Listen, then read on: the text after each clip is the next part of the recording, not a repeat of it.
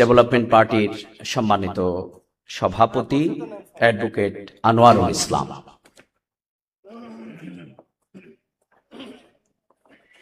আসসালামু আলাইকুম রাহমাতুল্লাহ। আজকের এই সেমিনারের সম্মানিত সভাপতি, প্রধান অতিথি, বিশেষ অতিথি, জাতীয় নেতৃবর্গ এবং সাংবাদিকবৃন্দ উপস্থিতি, বিশেষ করে আজকের মূল বিষয় সম্পর্কে যিনি এই প্রবন্ধ উপস্থাপনা করেছেন এবং সারা দেশব্যাপী এই সংকটকে সাধারণ মানুষের কাছে খুব সাবলীল ভাষায় উপস্থাপন করছেন সিনিয়র অ্যাডভোকেট শিশির মনির সাহেব। আমরা এখানে বাংলাদেশের বিশিষ্ট আলোচকবৃন্দ, বিশেষজ্ঞবৃন্দ উপস্থিত আছেন। আমরা আসলে আজকে এই গুরুত্বপূর্ণ আলোচনা, এই জাতির যে সংকট, এই সংকট থেকে উত্তরণ এবং পরবর্তী করণীয় বিষয়গুলো আমরা অবগত হব ইনশাল্লাহ। আসলে গণভোট আমাদের অভিব্যক্তির আমি মনে করি অন্যতম মাধ্যম, এবং আমরা এই আজকে মানুষের যে অভিপ্রায়, সেই অভিপ্রায়কে হারাতে বসেছি। এর পিছনে অবশ্যই কিছু কারণ আছে। তবে এই গণভোটের মাধ্যমে একটা জাতি কিভাবে মানুষের চাওয়াকে বাস্তবায়ন করতে পারে, আমরা যদি সুইজারল্যান্ডের উদাহরণ নেই, সুইজারল্যান্ডের প্রতিটা কাজেই গণভোটের উপর নির্ভরশীল। সেখানে 3 ধরনের গণভোট হয়।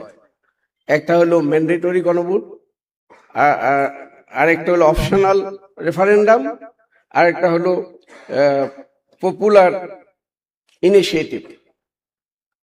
সেখানে সংবিধান সংশোধন এবং আইন, এই বিষয়গুলোকে জনগণ কোনো সরকারের নির্দিষ্ট মেয়াদ পর্যন্ত অপেক্ষা করতে হয় না। যখন সরকার যে কোনো আইন প্রয়োগ করে এবং সংবিধান সংশোধনের প্রয়োজন হলে সেই সংবিধান পরিবর্তনের জন্য গণভোট অনুষ্ঠিত হয়। এবং এই গণভোটের 2টা দিক থাকে, একটা হলো পাবলিক পার্টিসিপেশন, আর একটা বলে ক্যান্টন, মানে রাজ্যগুলোর মতামত। এই 2টার ভিত্তিতে সংবিধান সংশোধন হয়। আবার যদি সরকার কোনো আইন প্রয়োগ করে, কোনো আইন তৈরি করে, সেই আইনটাকে যদি জনগণ পছন্দ না করে, তাৎক্ষণিক পরিবর্তনের জন্য 50,000 লোক যদি নির্দিষ্ট সময়ের মধ্যে 10 সিগনেচার করে সরকারের কাছে আবেদন জানায়, সরকার সেখানে গণভোটের ব্যবস্থা করে। আবার পাবলিক যদি সরকার পরিচালনায় কোনো সংসদীয় অনুচ্ছেদ, আর্টিকেল গুরুত্ব মনে করে যে না, এই মুহূর্তে আমাদের জন্য এই আর্টিকেল সংবিধানের প্রয়োজন নাই, তখন 1 লক্ষ মানুষের দস্তখতের মাধ্যমে তারা যে কোনো সময় এই সংবিধানের পরিবর্তনের আবেদন করতে পারে এবং সংবিধান পরিবর্তন করতে পারে। আজকে আমাদের যে গণভোট হয়েছে, এই গণভোট খুব সাধারণ গণভোট না। দুনিয়ার অন্যান্য গণভোটের সাথে এই গণভোটের অবশ্যই পার্থক্য আছে। কারণ আমরা এই বাংলাদেশ 2টা বিষয় আমাদের উপরে খুবই বেশি প্রভাবশালী, যেখানে জনগণের ইচ্ছা আকাঙ্ক্ষা এবং জনগণের চাওয়াকে আইন, কানুন, সংবিধান এবং কাঠামো সব সময় অবহেলিত করে এবং আমাদের জাতির স্বাধীনতা প্রত্যাশা সবসময় দূষিত হয়। এবং এইটাকে স্থায়ীকরণের জন্য বিভিন্ন অভ্যুত্থানের পর আজকের যে অভ্যুত্থানের মাধ্যমে এই গণভোট সংগঠিত হয়েছে, এই গণভোট এই বিশ্বের অন্যান্য গণভোটের চেয়ে অবশ্যই আলাদা। আর এই গণভোট তারা আমাদেরকে বোকা বানানোর জন্য আসলে মূল যে কারণ থাকে, আমরা বিশেষজ্ঞরা আলোচনা করবেন, আমি শুধু একটা কথাই বলি, আমরা ডিপ স্টেটের কথা শুনি।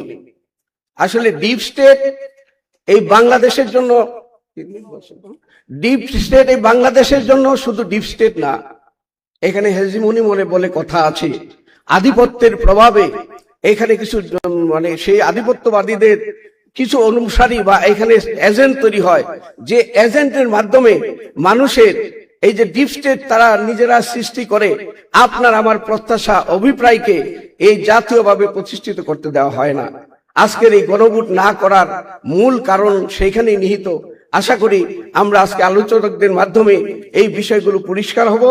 আগামীতে আপনি আমার করণীয় ইনশাল্লাহ নির্ধারণ করব এবং জাতি মানুষের যে অভিপ্রায় আজকে যে সকলের প্রত্যাশার মধ্যে আছে, সেই অভিপ্রায় অবশ্যই সম্মিলিতভাবে সকল দলমত নির্বিশেষে আমাদের স্বাধীনতা সার্বভৌমত্বকে প্রতিষ্ঠিত করার জন্য আমরা কাজ করব ঐক্যবদ্ধভাবে ইনশাল্লাহ।